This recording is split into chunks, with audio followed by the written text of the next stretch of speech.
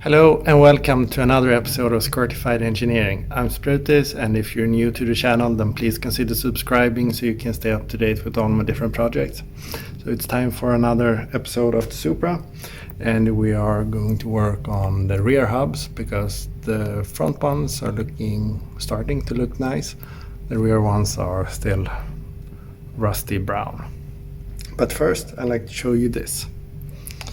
So this is a 3D printed prototype of my fuel hangers.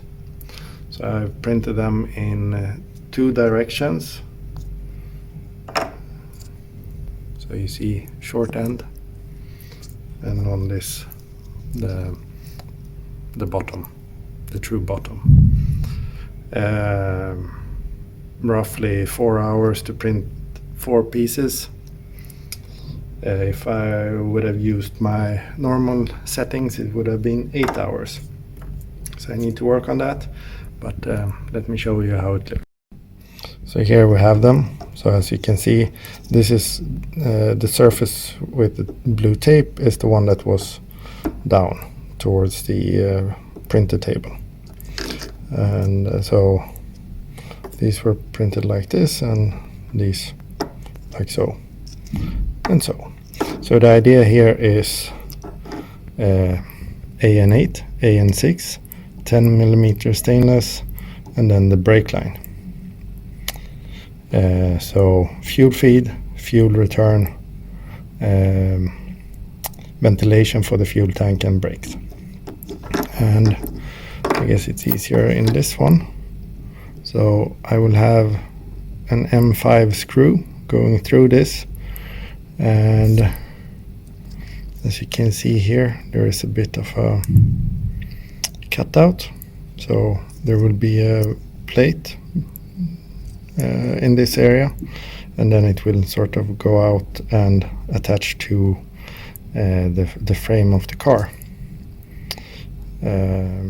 But I think I will be using PTFE for the feed, and maybe stainless for the return and the ventilation.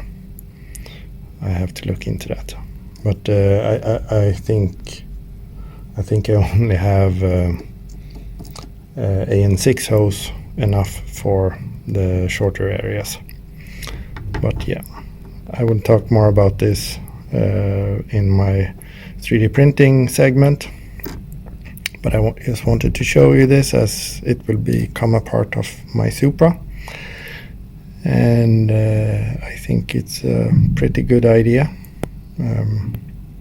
So these are printed in PETG, and first time I'm using supports. But let's move on to those, the hubs. I will change and get ready.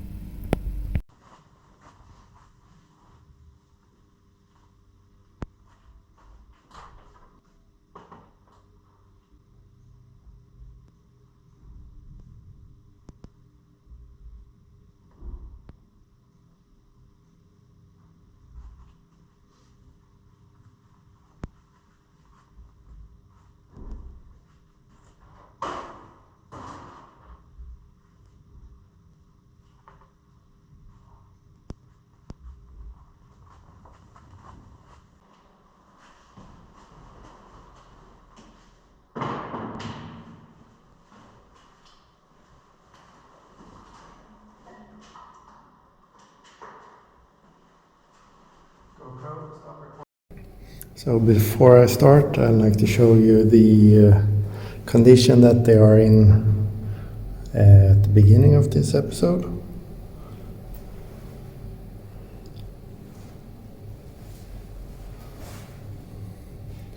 So not really that pretty. And then the old trusty pneumatic hose, and the regulator with water remover. So I will get started with sandblasting again. These bushings will be replaced, so I don't really care what's going on with them now.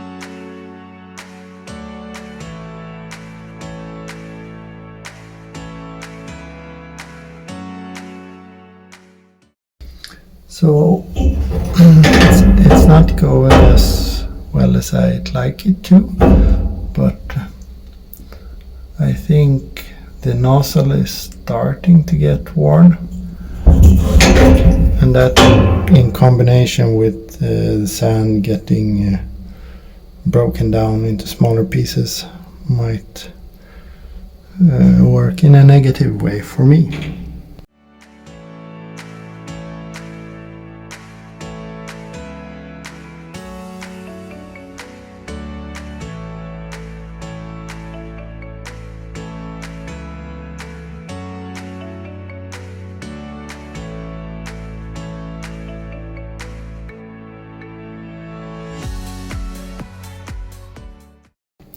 And this compressor, it's going quite a lot.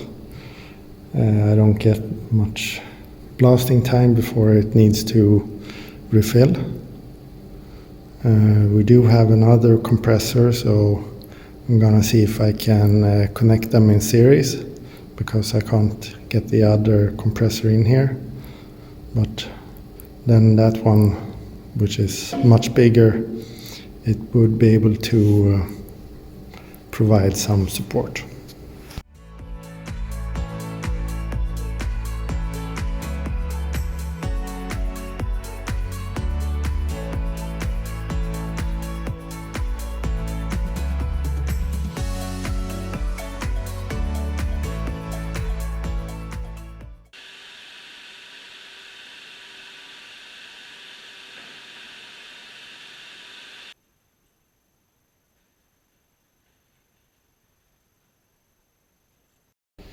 And this is what I managed to do today. I didn't do much on this one, which is the left-hand side spindle. But I kept it in the sandblasting cabinet just to sort of get secondary blasting action. And this one did get a bit more, but it's really hard, this rust. So hopefully if I replace the nozzle and blasting media, I should be able to remove things a bit easier, because even this kind of rust, it's not that hard to remove, but with this sandblasting kit, it's taking some time. And if you remember the brake calipers, it wasn't that hard. And yeah, sure, these are over 30 years old, so it's not really a fair comparison, but yeah. These sort of dust deflectors, I can't buy new ones, so and you see that I have a bit of a rust hole, so I'm not sure what to do. I will have to figure that out. That's it for this episode. Hopefully this one have saved my head a bit from being too dusty, but yeah, it's getting late, so I need to go home. Hopefully I can continue in the next episode tomorrow, we'll see. But until then, thank you very much for watching. Please like and subscribe, stay safe, take care, bye bye.